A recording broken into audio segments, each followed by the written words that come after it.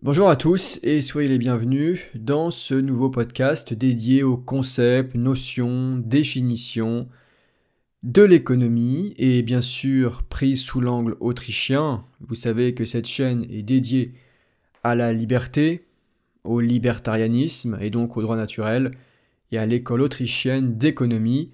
Et toutes ces petites vidéos sont faites pour être vues et revues. Elles ne périmeront pas, elles resteront en place, elles seront toujours valables, alors pensez à y revenir, pensez aussi à les partager à vos amis, connaissances, ou toute personne qui serait intéressée pour se former ou se reformer aux principes du marché libre, aux concepts les plus connus de l'économie. Merci d'avance pour tous vos partages. Aujourd'hui, parlons un petit peu de la concurrence. Imaginez un monde où chaque décision d'achat que vous faites façonne l'avenir de l'économie et où chaque entrepreneur est un explorateur en quête de territoires inconnus des désirs des consommateurs. Non, ce n'est pas de la science-fiction, mais bien la réalité du marché et de la concurrence. Aujourd'hui, je vous invite à redécouvrir le concept de concurrence, cœur dynamique de l'innovation et de l'adaptation des entreprises. Et commençons par la vision autrichienne de la chose. Parce que la concurrence, selon l'école autrichienne d'économie, est envisagée non comme un état statique ou un idéal à atteindre, mais plutôt comme un processus dynamique en perpétuelle évolution. Ce processus est animé par l'entrepreneur, figure centrale dans la théorie autrichienne, dont le rôle va bien au-delà de la simple production ou gestion d'une entreprise.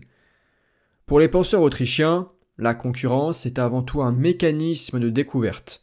Elle est le moyen par lequel les entrepreneurs explorent et révèlent les préférences cachées ou inexprimées des consommateurs. Chaque entrepreneur teste ses hypothèses sur le marché, proposant de nouveaux produits, services ou modèles d'affaires, et c'est par le biais de ces expérimentations que les besoins réels des consommateurs sont progressivement découverts. L'entrepreneur est bien plus qu'un fournisseur de services. Il est un explorateur, un innovateur et donc un bienfaiteur social. En répondant aux désirs non satisfaits des consommateurs, il apporte de la valeur sur le marché et contribue donc au bien-être de ceux qui consomment ses produits ou services. Cette vision contraste fortement avec l'image parfois négative de l'entrepreneur dans d'autres cadres théoriques, notamment de gauche, où il peut être vu comme un capitaliste grand gagnant d'un combat qui opposerait des riches et des pauvres, ce qui n'a aucun sens, l'économie étant le lieu des jeux à somme non nulle. Dans le cadre autrichien, l'innovation est un aspect fondamental du processus concurrentiel. Les entrepreneurs sont constamment poussés à innover pour rester pertinents sur un marché où les consommateurs sont rois et donc pour continuer de réaliser des profits, marqueurs des services qu'ils rendent. Cette dynamique assure une amélioration continue des produits et services disponibles, conduisant à une élévation générale de la qualité de vie. Contrairement au modèle néoclassique de concurrence pure et parfaite, où des choses comme l'homogénéité des produits et la transparence sont de rigueur, l'école autrichienne embrasse la concurrence imparfaite comme une réalité non seulement inévitable, mais bénéfique. Les asymétries d'information et les différences entre produits stimulent l'innovation et la diversification, répondant ainsi plus précisément aux multiples facettes des désirs humains. Prenons l'exemple du secteur des télécommunications dans un pays où le marché est dominé par une poignée d'opérateurs, ou pire encore, un monopole d'État.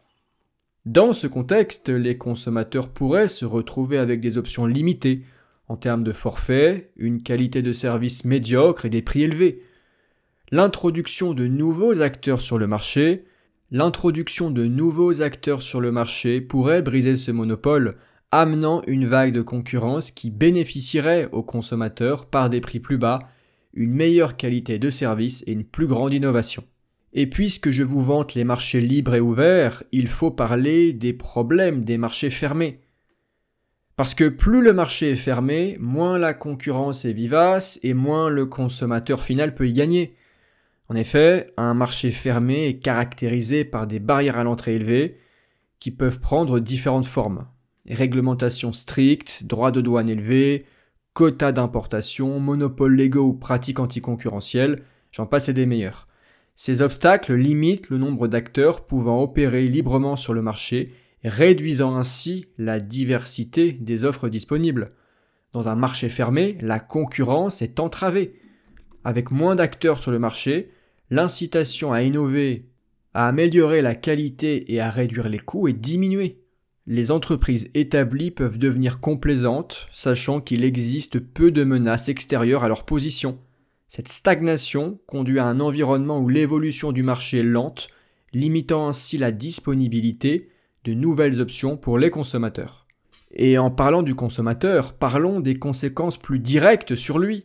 Les conséquences d'un marché fermé sur le consommateur final sont profondes et nuisibles, reflétant l'intrusion délétère de l'État dans les mécanismes naturels du marché libre.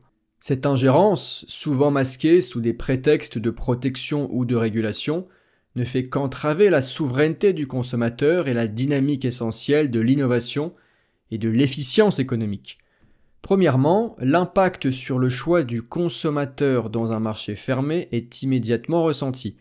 Lorsque l'État impose des barrières à l'entrée, que ce soit par des régulations, des licences restrictives ou des monopoles dits légaux, il réduit de facto le spectre des options disponibles pour le consommateur. Cette limitation du choix n'est pas seulement une question de variété pour le consommateur, mais elle touche à l'essence même de la liberté individuelle. De plus, dans un marché ouvert et concurrentiel, les consommateurs exercent une pression constante sur les producteurs pour qu'ils innovent et améliorent leurs produits et services. Chaque transaction est un vote en faveur de la qualité, du prix et du service rendu. Mais dans un marché fermé, ce mécanisme démocratique du marché est étouffé et le consommateur se retrouve à la merci d'une poignée de fournisseurs privilégiés par l'État. Deuxièmement, les prix dans un marché fermé reflètent l'absence de concurrence. Sans la pression naturelle d'une saine concurrence, les entreprises établies sont libres d'augmenter leurs prix bien au-delà de ce qui serait possible dans un marché libre. Ces prix gonflés ne sont pas le résultat d'une valeur subjective en hausse chez le consommateur, mais plutôt une forme de taxation cachée où les profits des entreprises protégées sont soutirés des poches des consommateurs ordinaires. Ce phénomène est doublement néfaste car il redistribue la richesse non pas sur la base de la valeur créée, mais en raison de la proximité de certaines entreprises avec le pouvoir. Enfin, l'innovation et la qualité dans un marché fermé souffrent inévitablement. La concurrence est le carburant de l'innovation. Elle pousse les entreprises à rechercher constamment des moyens d'améliorer leurs produits et de dépasser leurs concurrents. Lorsque cette dynamique est absente ou gravement restreinte, l'incitation à innover s'atténue. Les entreprises n'ont plus à lutter pour la faveur du consommateur par l'excellence, elles peuvent se reposer sur leur laurier, sachant que les barrières à l'entrée protègent leur part de marché. Cette stagnation ne se limite pas aux produits existants, mais étouffe également la naissance potentielle de nouvelles idées et technologies qui auraient pu révolutionner des industries entières. En conclusion, la vision autrichienne de la concurrence nous offre une perspective rafraîchissante sur le fonctionnement des marchés. Elle célèbre le rôle de l'entrepreneur en tant que force motrice de l'innovation et souligne l'importance de maintenir les voies de la concurrence ouvertes et libres d'obstacles illégitimes. La concurrence n'est pas un champ de bataille, mais bien un processus créatif qui pousse notre société vers de nouveaux sommets d'ingéniosité et de prospérité. Voilà pour la vidéo sur la concurrence, j'espère qu'elle vous aura plu, qu'elle vous aura été utile. Et puisque la valeur est subjective, je vous invite à me faire savoir si pour vous, oui ou non, il y a eu de la valeur dans cette vidéo, alors pouce vers le haut si c'est le cas.